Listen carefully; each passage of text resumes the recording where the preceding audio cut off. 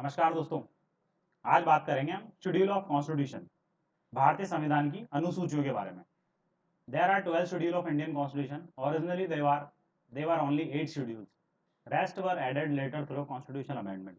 भारतीय संविधान में कुल 12 अनुसूचियां हैं। मूल संविधान में अगर अनुसूचियों की बात करें तो उनकी संख्या 8 थी। बाद में धीरे धीरे करके कॉन्स्टिट्यूशन अमेंडमेंट कर करके बाकी 4 अनुसूचियों को जोड़ा गया है। तो हम एक एक करके अनुसूचियों के बारे में पढ़ लेते हैं। अनुसूचियां भी सेम ऐसे ही है, आपको पता होना चाहिए। 3 से 4 बार अगर आप इसको रिवाइज करेंगे, मेरी पीपीटी को या पीडीएफ को या इस वीडियो को 3 से 4 बार अगर आप देख लेंगे तो आपको सारे schedule as it is mind में सेट हो जाएंगे आपके। तो उन शेड्यूल्स को वन बाय वन आपको देखना है। इनमें कोई रटने जैसा कुछ भी नहीं है। 4 से 5 बार आप पढ़ेंगे थोड़ा सा समझ के तो आपको चीज़ें इजीली याद हो जाएगी। जैसे पहला शेड्यूल है। पहला शेड्यूल के बारे में क्या बात करते हैं। शेड्यूल मतलब होता है अनुसूची, यानी प्रथम अनुसूची क्या कहती है। Name and boundaries of the state and union territory. राज्य तथा संघ शासित प्रदेश जो हैं उनके नाम तथा सीमाएं। पहले अनुसूची के अंदर ये बताया गया है कि जितने भी राज्य हैं और संघ शासित प्रदेश जो हैं उनकी बाउंड्रीज और उनके नेम का जितना भी डिस्क्रिप्शन है वो सारा फर्स्ट शेड्यूल के अंदर रखा गया है। दूसरा सेकंड शेड्यूल। सेकंड शेड्यूल क्या कहता है, दूसरी अनुसूची। Expenses charge upon consolidated fund of India. संचित निधि पर भारित वेतन। संचित निधि पर भारित वेतन का मतलब ये होता है कि जो जिन लोगों को कंसोलिडेटेड फंड ऑफ इंडिया से पेमेंट दिया जाएगा उनकी पेमेंट के अंदर कभी भी कोई कमी नहीं आएगी। भारित वेतन का मतलब एक्चुअल में ये होता है। तो इनके अंदर किस किस को रखा गया है जिनकी payment consolidated fund of India से दी जाएगी, सीएफआई से दी जाएगी। तो सेंट्रल की अगर हम बात करें तो सेंट्रल के अंदर प्रेसिडेंट है, और स्टेट के अंदर हम बात करें तो स्टेट में जैसे सेंट्रल में प्रेसिडेंट लेवल होता है वैसे स्टेट में गवर्नर का वैसा ही लेवल होता है। दूसरा राज्यसभा का चेयरमैन और राज्यसभा का डिप्टी चेयरमैन। मैंने ब्रैकेट में डिप्टी लिखा हुआ है, आप इससे समझ लेना कि चेयरमैन और डिप्टी चेयरमैन की बात कर रहा हूं मैं। दूसरा लेजिस्लेटिव काउंसिल, यानी विधान परिषद जो होती है स्टेट के अंदर, उनके चेयरमैन और उनके डिप्टी चेयरमैन। चेयरमैन का मतलब सभापति, डिप्टी चेयरमैन का मतलब उपसभापति। ऐसे ही लोकसभा, सेंट्रल के अंदर लोकसभा का स्पीकर और लोकसभा का डिप्टी स्पीकर। स्पीकर मतलब अध्यक्ष, डिप्टी स्पीकर मतलब उपाध्यक्ष। ऐसे स्टेट के अंदर बात करें तो उसे विधानसभा बोलते हैं, लेजिस्लेटिव असेंबली। विधानसभा का अध्यक्ष और विधानसभा का उपाध्यक्ष, यानी स्पीकर और डिप्टी स्पीकर। चौथा है जजेस of supreme court. Supreme court के जो जज हैं, सर्वोच्च न्यायालय के न्यायाधीश जो हैं, वो भी इसी के अंदर आते हैं। उनको भी पेमेंट सीएफआई से दी जाती है, कंसोलिडेटेड फंड ऑफ इंडिया से दी जाती है। जजेस of high court, high court के जज को भी वहीं से दी जाती है। कैग, भारत के नियंत्रक एंड महालेखा परीक्षक, इनको भी पेमेंट यहीं से दी जाती है। तभी ये इंडिविजुअल लेवल पर काम कर पाते हैं। इनको ऐसा नहीं रहता कि कल को गवर्नमेंट कुछ करेगी और हमारी पेमेंट को चेंज कर दिया जाएगा इस तरीके से, या इनके फंड में कोई कमी आएगी। इनके फंड में कभी कोई कमी नहीं आती, क्योंकि इनका फंड सीएफआई से मिलता है, कंसोलिडेटेड फंड ऑफ इंडिया से मिलता है। इसलिए हमेशा कैग अच्छे तरीके से काम करता है। कैग का आपने सुना भी होगा, सारी जितनी भी घोटाले की रिपोर्ट हैं वो सारा कैग ने ही निकाली है। उसका काम भी यही है ऑडिट करने का, तो वो सारी चीज़ों को ऑडिट करता है और अच्छे से अपने रिपोर्ट्स को बाहर निकाल के रखता है, ताकि सबके सामने सब चीज़ें हो पाए और खुलासा कर पाए घोटालों का। उच्च न्यायालय के न्यायाधीश, एक नोट लगा हुआ है, पेंशन ऑफ हाई कोर्ट जज is given from the consolidated fund of India. High court जजेस की जो पेंशन भी है वो भी सीएफआई से दी जाती है। अब हम चलते हैं दूसरे स्लाइड के अंदर। अब थर्ड शेड्यूल की बात करते हैं। दूसरे शेड्यूल के अंदर क्या था, एक बार रिवाइज करा देता हूँ। पहले शेड्यूल के अंदर हमने क्या पढ़ा था, name and boundaries of state and union territory. दूसरे शेड्यूल के अंदर जितने भी जो भारित वेतन है वो सीएफआई से दी जाते हैं। भारित वेतन मतलब सेंट्रल के अंदर कुछ पोस्ट हैं, स्टेट के अंदर कुछ पोस्ट हैं। जो जो भारित वेतन है उनके, तो सेंट्रल के अंदर अगर प्रेसिडेंट है तो स्टेट के अंदर राज्यपाल होगा, ऐसे आपको ध्यान रखना है। सेंट्रल के अंदर राज्यसभा है, स्टेट के अंदर हमें ध्यान रखना है विधान परिषद है। सेंट्रल के अंदर लोकसभा है तो स्टेट के अंदर हमें ध्यान रखना है विधानसभा है। सेंट्रल के अंदर जजेस ऑफ सुप्रीम कोर्ट है तो स्टेट के अंदर जजेस ऑफ हाई कोर्ट है। और कैग एक सेपरेट बॉडी, तो कैग का भी समझ सकते हैं। और एक नोट है, हाई कोर्ट की जज की जो पेंशन है वो भी कंसोलिडेटेड फंड ऑफ इंडिया से दी जाती है। अब थर्ड शेड्यूल की बात करते हैं, जिसमें है फॉर्म ऑफ ऑथ। ऑथ का मतलब क्या है, शपथ दिलाना। इन्हें इसके अंदर सारी जितनी भी जिन जिन लोगों को शपथ दिलाई जाती है उन शपथ का पूरा वर्णन है इसके अंदर। तो सेंट्रल लेवल के अंदर कौन शपथ लेता है, एमपी यानी मेंबर ऑफ पार्लियामेंट, सांसद का उम्मीदवार। स्टेट के अंदर MLA oblique MLC. MLA means member of legislative assembly और MLC means member of legislative council. Central के अंदर दूसरा MP member of parliament, state के अंदर एमएलए ऑब्लिक एमएलसी मिनिस्टर तीसरा। ऐसे ही स्टेट के मिनिस्टर होते हैं राज्य मंत्री। चौथा जजेस of supreme court, supreme court के जज। चौथा जजेस ऑफ हाई कोर्ट स्टेट के अंदर। कैग, कैग की oath as a supreme court के जज के रूप में ली जाती है। कैग अपनी खुद की ऐसे ओथ को कैग के रूप में नहीं लेता, वो सर्वोच्च न्यायालय के न्यायाधीश की तरह के रूप में उसकी ओथ ली जाती है। आर्टिकल 60 क्या कहता है, आर्टिकल 7 के अंदर राष्ट्रपति की शपथ के बारे में बताया गया है। ऐसे आर्टिकल 69 के अंदर वाइस प्रेसिडेंट की ओथ है, और आर्टिकल 159 के अंदर ओथ ऑफ गवर्नर है, गवर्नर की ओथ को बताया गया है। अब हम बात करते हैं राज्यसभा के सभापति, chairman and deputy chairman of Rajya Sabha. Rajya Sabha के सभापति तथा उपसभापति, ऐसे Lok Sabha speaker and deputy speaker of Lok Sabha do not have any separate oath, इनको कोई सेपरेट ओथ नहीं दी जाती राज्यसभा के सभापति और उपसभापति को। ऐसे लोकसभा के अध्यक्ष और उपाध्यक्ष को भी कोई स्पेशल तरीके से ओथ नहीं दी जाती, क्योंकि ये लोग जैसे राज्यसभा की बात करें तो ये लोग राज्यसभा के मेंबर हैं, तो इनको राज्यसभा के मेंबर के रूप में यानी सांसद जो भी हम बोले उस रूप में ये लोग शपथ लेते हैं। ऐसे इनका अलग से कोई प्रोविजन नहीं है कि नहीं भाई सभापति बनाया तो सभापति की अलग से शपथ है, अलग से कोई शपथ नहीं है। ऐसी विधानसभा यानी chairman and deputy speaker of legislative assembly also do not have any separate oath, क्योंकि वो एमएलए के रूप में शपथ लेते हैं। ऐसे कोई अलग से सभापति और उपसभापति की अलग से कोई शपथ नहीं है। ये क्वेश्चन पूछ लिया जाता है, आप ध्यान रखना। ऐसा हम फोर्थ शेड्यूल की बात करते हैं, ये था थर्ड शेड्यूल के अंदर। थर्ड शेड्यूल के अंदर हमने क्या पढ़ा, oath of members, oath of member यानी शपथ के बारे में बताया गया उसके अंदर। अब हम बात करते हैं फोर्थ शेड्यूल। फोर्थ शेड्यूल यानी चौथी अनुसूची। इसके अंदर क्या है, allocation of seats in Rajya Sabha for state and union territory, यानी केंद्र शासित प्रदेश और राज्यों के बीच में जो राज्यसभा में जो सीटों का आवंटन है उसके बारे में फोर्थ शेड्यूल में बात होती है। यानी राज्यसभा के अंदर स्टेट और यूनियन टेरिटरीज की कितनी सीटों का अलोकेशन है, वो सारी अलोकेशन की सीटों की जितनी भी डिटेल्स है वो सारी फोर्थ शेड्यूल के अंदर है। फिफ्थ शेड्यूल क्या कहता है, फिफ्थ शेड्यूल के अंदर हम बात करते हैं provision related to administration and control of schedule and tribal area. Schedule यानी शेड्यूल एरिया और शेड्यूल ट्राइब्स, उनके एरिया, शेड्यूल्स के एरिया, शेड्यूल्स का जो एरिया और उनका जो एडमिनिस्ट्रेशन है यानी उनका नियंत्रण संबंधी जो प्रावधान है वो सारा फिफ्थ शेड्यूल के अंदर दिया गया है, यानी फिफ्थ पांचवी अनुसूची के अंदर दिया गया है। छठी अनुसूची, छठी अनुसूची के बाद हम बात कर रहे हैं provision relating to administration and control of schedules and tribal areas. उसके अंदर एडमिनिस्ट्रेशन के अंदर बात करी हमने, इसके अंदर administration and control of schedule and tribal area.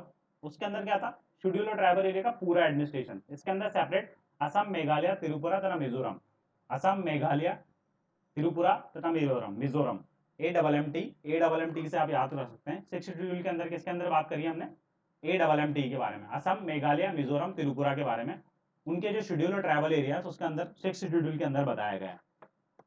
हम नेक्स्ट स्लाइड में सातवें शेड्यूल की बात करते हैं, यानी सेवन शेड्यूल यानी सातवीं अनुसूची, distribution of subject between union and state. Union और स्टेट के बीच में सब्जेक्ट का डिस्ट्रीब्यूशन किया गया है, उनके मध्य शक्तियों का विभाजन किया गया है, वो सातवीं अनुसूची के अंदर है। तो तीन तरह की शक्तियां होती है, एक तो यूनियन लिस्ट होती है, दूसरा स्टेट लिस्ट होती है, तीसरी कंकरेंट लिस्ट होती है। तो ओरिजिनल में क्या था, यूनियन लिस्ट के अंदर पहले 97 विषय थे, बाद में प्रेजेंट के अंदर अभी 98 है। स्टेट के अंदर पहले 66 विषय थे, अब प्रेजेंट के अंदर 59 है। कॉन्करेंट लिस्ट के अंदर पहले ओरिजिनली 47 थे, प्रेजेंट के अंदर 52 विषय हैं। By 42 Constitution Amendment, 5 subjects were transferred from state list to concurrent list. State list से 5 सब्जेक्टों को ट्रांसफर कर दिया था कॉन्करेंट लिस्ट के अंदर 42वें संविधान संशोधन के द्वारा।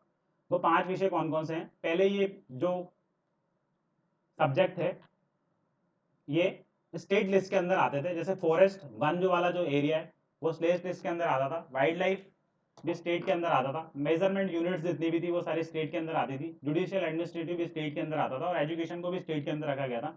पर इसको सेंट्रल का इशू बना दिया गया, यानी कॉन्करेंट लिस्ट के अंदर इसको डाल दिया गया है। यूनियन और स्टेट लिस्ट और कॉन्करेंट लिस्ट, कॉन्करेंट लिस्ट वो होती है जिसमें स्टेट और सेंट्रल दोनों कानून बना सकते हैं। यूनियन लिस्ट के अंदर खाली सेंट्रल कानून बना सकती है, स्टेट लिस्ट के अंदर खाली स्टेट कानून बना सकती है, और कॉन्करेंट लिस्ट के अंदर दोनों कानून बना सकते हैं, और उसका ज्वाइंट सिटिंग के थ्रू मेथड होता है, वो हम बाद में बात करेंगे, अभी सिंपल इसको समझ लेते हैं एक बार ध्यान रखने के लिए। अब बात करते हैं हम सेवन एट शेड्यूल। सेवन हमने पढ़ लिया, सेवन के अंदर हमने क्या पढ़ा था, ये सारी चीजें मैंने बता दी। सेवन के अंदर आपको शक्तियों का विभाजन था। आठवीं अनुसूची क्या है, संविधान द्वारा मान्यता प्राप्त भाषाएं, कॉन्स्टिट्यूशनल रिकॉग्नाइज लैंग्वेज। सबसे पहले शुरुआत के अंदर 14 भाषाएं थी जिनको रिकॉग्नाइज किया गया था सेंट्रल लेवल पे, यानी कॉन्स्टिट्यूशन लेवल पे 14 भाषाओं को मान्यता प्राप्त किया गया था। उन 14 भाषाओं के नाम हम देख लेते हैं। पहला था असमीज, असमीज, दूसरा बांग्ला, तीसरा गुजराती। असमीज असम के अंदर बोली जाती थी, बांग्ला बंगाल के अंदर बोली जाती है, गुजराती गुजरात के अंदर बोली जाती है, हिंदी काफी जगहों में बोली जाती है, कन्नड़, उसके बाद कश्मीरी, मलयालम, मराठी, ओडिया, पंजाबी, संस्कृत, तमिल, तेलुगु, उर्दू, ये 14 भाषाओं को पहले रिकॉग्नाइजेशन दिया था, यानी इनको कॉन्स्टिट्यूशनल रिकॉग्नाइज लैंग्वेज बोला गया था। अब क्या हुआ, नोट के अंदर लगा रखा है मैंने, in 2011 the name of the Oriya was change to Odia. Oriya का नाम बदल के 2011 के अंदर ओडिया कर दिया गया था। ऐसे ही जो 15वीं लैंग्वेज है सिंधी, उसको 21वें संविधान संशोधन 1967 के द्वारा सिंधी को जोड़ा गया था, यानी 15वां। 14 लैंग्वेज तो आपने पढ़ी थी, 14 लैंग्वेज के अंदर कुछ भी नहीं है। 14 लैंग्वेज जो है असमीज, बांग्ला, गुजराती, हिंदी, कन्नड़, कश्मीरी, मलयालम, मराठी, उड़िया, पंजाबी, संस्कृत, तमिल, तेलुगु, उर्दू। उसके बाद क्या है, नोट 2011 के अंदर उड़िया को ओडिया बोलने लग गए थे। अब 15वीं लैंग्वेज कौन सी है, सिंधी। इसको कब जोड़ा गया? 21वें संविधान संशोधन 1967 के द्वारा। अब बात करते हैं, एक साथ 3 लैंग्वेज जोड़ी गई, कोंकणी, मणिपुरी तथा नेपाली। ये कब जोड़ी गई? 71वें संविधान संशोधन 1992 यानी 71 कॉन्स्टिट्यूशनल अमेंडमेंट 1992 के अंदर कौन 3 लैंग्वेज जोड़ी गई, वो कौन थी? कोंकणी, मणिपुरी तथा नेपाली। ऐसे ही बाद में 92 कॉन्स्टिट्यूशन अमेंडमेंट 2003 के द्वारा 4 भाषाओं को जोड़ा गया, वो थी बोडो, डोगरी, मैथिली तथा संथाली। डोगरी जो है वो कश्मीर के अंदर बोली जाती है, मैथिली जो है बिहार के अंदर बोली जाती है। तो ये लैंग्वेज के बारे में हमने पढ़ लिया। तो टोटल अभी कितनी लैंग्वेज है? 22 लैंग्वेज है। पहले 14 थी, फिर उसके बाद 15वीं लैंग्वेज को जोड़ा गया। 15वीं लैंग्वेज हिंदी थी, उसको 1967 के अंदर जोड़ा गया। उसके बाद कोंकणी, मणिपुरी तथा नेपाली 3 लैंग्वेज को एक साथ जोड़ा गया 1992 के अंदर। उसके बाद 4 लैंग्वेज बोडो, डोगरी, मैथिली तथा संताली को 2003 के अंदर जोड़ा गया। अब हम बात करते हैं 10th शेड्यूल के बारे में, 9th शेड्यूल के बारे में, 9वीं अनुसूची, प्रोटेक्शन फ्रॉम जुडिशियल रिव्यू। इसका मतलब क्या है? 9वीं अनुसूची के अंदर वो है protection from judicial review. Judicial review से किस किस को प्रोटेक्शन मिला हुआ है, वो सारे डिटेल इसके अंदर लिखी हुई है। This was amended by the first constitutional amendment 1951। ये पहले संविधान संशोधन 1951 के अंतर्गत संविधान में जोड़ी गई थी। इस एक्ट के अंदर क्या होता है? यदि किसी the act has been provided protection from judicial review, कोई भी अगर एक्ट इसके अंदर जोड़ दिया जाता है तो उसको जुडिशियल रिव्यू से प्रोटेक्शन मिल जाता है। Any act included in this schedule is immune from judicial review. कोई सी भी अगर अधिनियम को 9 शेड्यूल के अंदर अगर हमने जोड़ दिया तो उसका न्याय पुनरावलोकन नहीं किया जा सकता, जुडिशियल रिव्यू नहीं किया जा सकता। Act pass by the parliament to abolish zamindari system and for implementing land reform are kept in this schedule. ये क्या कह रहा है? जमींदारी व्यवस्था को समाप्त करने और भूमि सुधारों को लागू करने के लिए इस अनुसूची का प्रावधान किया गया था। पहले एक्चुअली होता क्या था? जमींदारी सिस्टम मतलब जिन लोगों के पास जमीन थी या फिर जो भी लैंड थी, तो वो लैंड उन लोगों की हुआ करती थी कन्फर्मली कि वो लैंड अपनी है। पर बाद में कोई भी, जैसे अगर कोई गवर्नमेंट को कोई प्रोजेक्ट निकालना है तो वो उनकी लैंड से होके जा रहा है, तो वो लोग अप्रूव नहीं करते थे या वो लोग मानते नहीं थे उस चीज़ को कि नहीं, हम हमारी ज़मीन है, हम हमारी ज़मीन के अंदर कुछ भी नहीं होने देंगे, मतलब ऐसा चेंजेस मतलब। तो उन्होंने जमींदारी सिस्टम को खत्म करा, क्योंकि जब पहले एक रूल था जिस रूल के खिलाफ, जिस रूल के अंदर ये था फ्रीडम ऑफ प्रॉपर्टी का, तो प्रॉपर्टी आपकी खुद की थी, आज़ादी थी आपको प्रॉपर्टी का। तो उसके बाद इसको इंप्लीमेंट कर दिया गया, जमींदारी सिस्टम को खत्म करा गया और इंप्लीमेंट करा गया लैंड रिफॉर्म को। लैंड रिफॉर्म को इंप्लीमेंट करके उसको 9 शेड्यूल के अंदर डाल दिया गया। अब 9 शेड्यूल के अंदर डाल गया तो उसको जुडिशियल रिव्यू नहीं हो सकता। तो उसके अंदर ये चीज़ हुई कि आप गवर्नमेंट को जैसा भी काम करना होता था अपने हिसाब से, कहीं भी कोई भी रोड निकालना है, कुछ भी करना है, तो वो एक एक आपको लीज दी जाती है। उस लीज के बेसिस पे गवर्नमेंट चाहे तो उसको लीज को ले भी सकती है वापस, या उसको अपने प्रोविजन के हिसाब से उसको हटा सकती है, मतलब उस चीज पे आप ऑब्जेक्शन नहीं उठा सकते। तो उसको 9 शेड्यूल के अंदर डाल दिया गया था। आधार में इसमें, आरंभ में इसमें 13 अधिनियम थे। पहले इसके अंदर ओरिजिनली 13 एक्ट वर इंक्लूडेड। शुरुआत के इसके अंदर 13 ही अधिनियम थे। अभी इसके अंदर 282 एक्ट है। 282 ऐसे एक्ट है मतलब जिनको जुडिशियल रिव्यू नहीं किया जा सकता। In Coelho case 2007, the Supreme Court ruled the act included after 24 April 1973 are now open to judicial review. Because on this date, decision on Keshwan and Bharti case was given, which gave the concept of basic structure of constitution, and judicial review was declared as a part of basic structure. इसके अंदर क्या था? कोहिलो बाद 2007 में सर्वोच्च न्यायालय ने निर्णय दिया 24 अप्रैल 1973 के बाद जितने भी अधिनियम हैं जो 9वीं अनुसूची में रखे गए हैं उनका न्यायिक पुनरावलोकन किया जा सकता है। तो 24 अप्रैल 1973 को केशवानंद भारती बात का निर्णय दिया गया, जिसमें न्यायिक पुनरावलोकन को संविधान का बुनियादी ढांचा माना गया। बुनियादी ढांचे की अवधारणा इसी बात के निर्माण में निर्णय में अस्तित्व में आई थी। यानी मतलब जो बेसिक कंसेप्ट जो बार बार सुप्रीम कोर्ट ये कह देती है कि बेसिक स्ट्रक्चर है कॉन्स्टिट्यूशन का, इसको हम छेड़ नहीं सकते मतलब। तो ये एक्चुअली जुडिशियल रिव्यू के, यानी जो ये वाला जो था केस केशवानंद भारती, इसके बारे में और भी डिटेल में बात करेंगे, सेपरेट केस है पूरा एक, उसके बारे में डिटेल में वीडियो बना दूंगा। वहां से इस चीज की उत्पत्ति हुई है कि बेसिक स्ट्रक्चर ऑफ कॉन्स्टिट्यूशन क्या है। सुप्रीम कोर्ट हर बार कह देता है कि बेसिक स्ट्रक्चर ऑफ कॉन्स्टिट्यूशन है, इसके अंदर आप पार्लियामेंट छेड़छाड़ नहीं कर सकती, और उसको बोल के उसमें जुडिशियल रिव्यू किया जाता है, या फिर उसके अंदर संविधान उसके अंदर बोलता है ये आप बेसिक स्ट्रक्चर का पार्ट है, इसको आप छेड़ नहीं सकते मतलब। क्योंकि गवर्नमेंट क्या करती है, गवर्नमेंट को कोई भी ऐसा बिल कराना होता है जो उनके अकॉर्डिंग होता है, और उसको पता है कि अगर सुप्रीम कोर्ट इस पर अगेंस्ट जाएगा तो वो उसको 9 शेड्यूल के अंदर डाल देते हैं। तो 9 शेड्यूल के अंदर डालते जुडिशियल पावर उसको नहीं मिल पाती, यानी जुडिशियल रिव्यू नहीं होता, यानी सुप्रीम कोर्ट उस पर रिव्यू नहीं कर सकती। तो सुप्रीम कोर्ट उसको क्या कह के बोलता है कि ये बेसिक स्ट्रक्चर ऑफ कॉन्स्टिट्यूशन है, इसमें आप छेड़छाड़ नहीं कर सकते, बेसिक स्ट्रक्चर के अंदर कोई भी छेड़छाड़ नहीं कर सकता। इस तरह का प्रोविजन उन्होंने दिया है। बेसिक स्ट्रक्चर क्या है, इसका कोई वो नहीं है मापदंड। बेसिक स्ट्रक्चर का जो परिभाषा देंगे वो सुप्रीम कोर्ट अपने हिसाब से डिसाइड करता है कि ये इसका बेसिक स्ट्रक्चर है।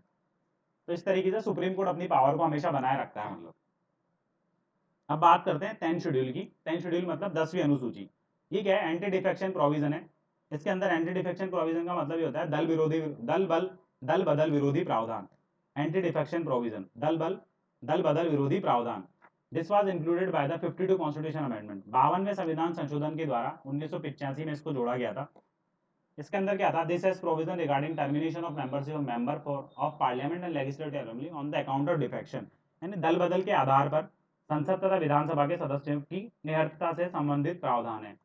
बेसिकली पहले क्या होता था पुराने टाइम पे, जैसे ही पार्टी या फिर कोई भी अपने पद के हिसाब से मेंबर्स क्या करते थे, जैसे उनको कोई दूसरी पार्टी अपना अच्छा पद दे रही है मतलब, तो तुरंत पार्लियामेंट या फिर जो सीट है उनकी मेंबर ऑफ पार्लियामेंट की जो पोजीशन है उसको तुरंत बदल लेते थे। तो ऐसा बहुत हुआ करता था पहले, तो उस वजह से हमेशा गवर्नमेंट अस्थिरता में रहती थी काफ़ी गवर्नमेंट, मतलब वो अपना कई बार अविश्वास प्रस्ताव पास हो जाता था उनके खिलाफ। तो उन चीज़ों को रोकने के लिए एक दल बदल विरोधी प्रावधान बनाया गया, यानी एंटी डिफेक्शन लॉ बनाया गया, ताकि ऐसा बार बार ना हो, वरना हर 1-2 महीने के अंदर चीज़ें चेंज होती रहती थी। तो उसके अंदर क्या क्या किया गया, some changes were made in through 91 constitution amendment 2002, 91वें संविधान संशोधन 2002 के द्वारा। उसके अंदर किया गया, if any member changes his oblique her political party after election then their membership ends, यदि कोई सदस्य और व्यक्ति दल बदलता है तो उसकी सदन की सदस्यता समाप्त हो जाएगी। यानी इसके अंदर ये है कि कोई भी पॉलिटिकल पार्टी इलेक्शन के बाद अगर अपना दल बदल रहा है तो उसकी जो सदस्यता है वो समाप्त हो जाएगी। 2/3 member can collectively change the party, अगर दल बदलना भी है तो किसी दल के 2/3 सदस्य एक साथ दल बदल कर सकते हैं। अगर किसी को दल बदलना है तो 2/3 सदस्य एक साथ दल बदले, तब जाके वो दल बदल सक्सेस माना जाएगा। Independent member can not join any political party, निर्दलीय सदस्य को ये बोला गया है कि वो किसी भी दल में शामिल नहीं हो सकता। Nominated member can join any political party with in 6 month of their nomination.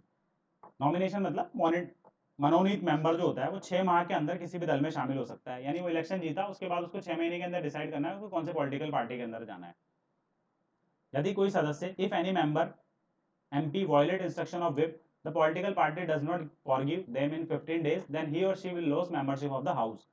कोई भी सदस्य whip का उल्लंघन करता है अगर, तो 15 दिन के भीतर उसे क्षमा नहीं करता, 15 दिन के भीतर दल उसे क्षमा नहीं करता तो वो दल बदल का दोषी माना जाता है। अगर किसी मेंबर ने whip का उल्लंघन कर दिया, whip बेसिकली ये होता है कि कोई भी पार्टी whip जारी कर देती है, जैसे कल अगर आप समझे कल राज्यसभा या लोकसभा की मीटिंग होने वाली है, फिर डेली अटेंड होते हैं वो, तो पार्टी ने, बीजेपी पार्टी ने अगर बोल दिया कि हाँ कल विप है, सबको प्रेजेंट होना है, यानी सारे मेंबर्स को आना है, मतलब जो भी मेंबर अगर नहीं आते हैं तो पार्टी 15 दिन के अंदर डिसाइड करती है। अगर पार्टी उन्हें माफ कर देती है 15 दिन के अंदर तो ठीक है, कोई परेशानी नहीं है। अगर पार्टी ने उन्हें माफ नहीं करा तो उनकी मेंबरशिप चली जाएगी, यानी वो बीजेपी से हट जाएंगे, उनकी मेंबरशिप वहां से चली जाएगी, हाउस ऑफ द मेंबरशिप चली जाएगी, वो दल बदल का दोषी माना जाएगा उन्हें। तो शेड्यूल ऑफ द कॉन्स्टिट्यूशन, अब शेड्यूल ऑफ द कॉन्स्टिट्यूशन हम बात करते हैं 11वीं अनुसूची की, यानी 11th schedule. This schedule was included by 73 Constitutional Amendment 1992। 1992 का जो 73वां संविधान संशोधन था उसके द्वारा उसको जोड़ा गया था, पर इंप्लीमेंट ये 1993 के अंदर हुआ था, इसलिए मैंने ब्रैकेट में लिखा है इम्प्लीमेंटेड इन 1993।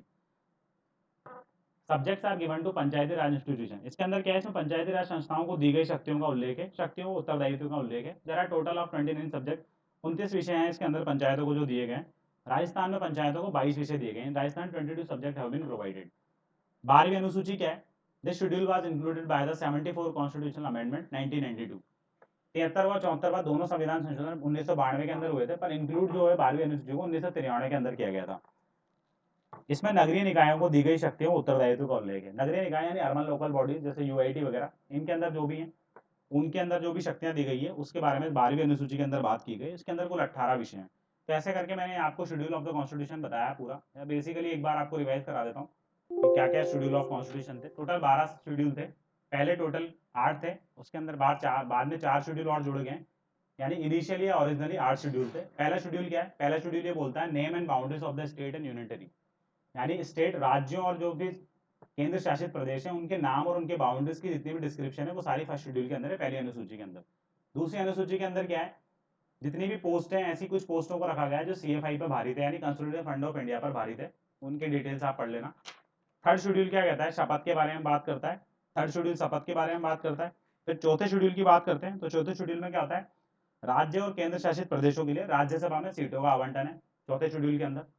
पांचवा शेड्यूल क्या कहता है, पांचवें शेड्यूल के अंदर शेड्यूल ट्राइब्स और शेड्यूल एरिया, उनका किस तरीके से नियंत्रण और प्रशासन करना है उसके बारे में बात है। छठी अनुसूची के अंदर जैसा MMPT बताया था मैंने आपको, AMMT बताया था मैंने आपको, असम, मेघालय, त्रिपुरा तथा मिजोरम के बारे में शेड्यूल एरिया और उनका एडमिनिस्ट्रेशन उसके बारे में बताया गया है। 7वीं अनुसूची के अंदर शक्तियों का विभाजन है स्टेट और यूनियन के बीच में। 8वीं अनुसूची के अंदर भाषाओं का है, लैंग्वेज का है। 9 शेड्यूल जो है वो जुडिशियल रिव्यू से रिलेटेड है। 9 शेड्यूल के अंदर जुडिशियल रिव्यू है। 10 शेड्यूल की हम बात करें तो उसके अंदर दल बदल विरोधी कानून है। उसके बाद 11 शेड्यूल की हम बात करें तो उसके अंदर क्या था, पंचायती राज संस्थान है। 12वें शेड्यूल के अंदर क्या है, अर्बन लोकल बॉडीज है। तो ऐसे एक बार आप माइंड में 2-3 बार रिवाइज करेंगे तो आपको रिवाइज हो जाएगा इजीली। 3 से 4 बार आप इसको रिवाइज करेंगे, इजीली ये चीज़ें याद हो जाएगी आपको। आशा करता हूँ आपको सारी चीज़ें समझ में आई होगी। वैसे इसमें कुछ ऐसा कुछ ज़्यादा समझाने का था नहीं, समझाने वाले वीडियो आएंगे जब मैं डिटेल में बात करेंगे, फिर भी मैंने आपको कोशिश करी है सारी चीज़ें समझ में आ जाए। Thank you so much.